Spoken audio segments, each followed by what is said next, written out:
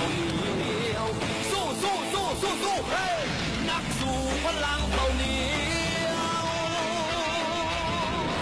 ลูกผู้ชายเกิดและตายหนเดียวนักสู้พันเขาเหนียวขอลุยเดียวสร้างตำนานนักสู้โลกอีสานนี่แหละพันเขาเหนียว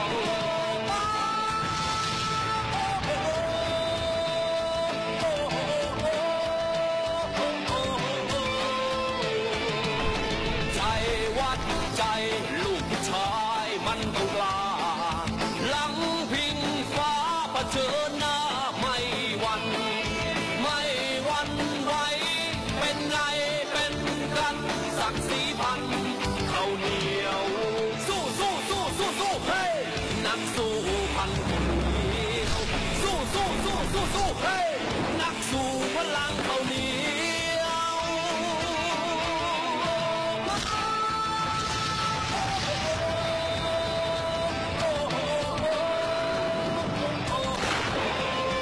สู้สู้สู้สู้สู้เฮ้นักสู้พันเขาเหนียวสู้สู้สู้สู้สู้เฮ้นักสู้พลังเขาเหนียว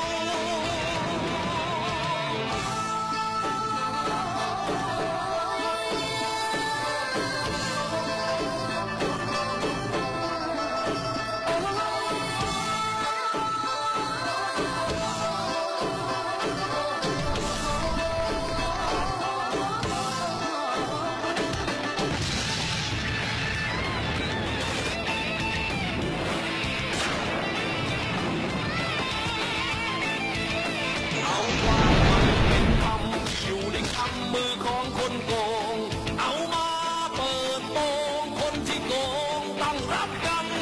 ต้องล้างให้สิ้น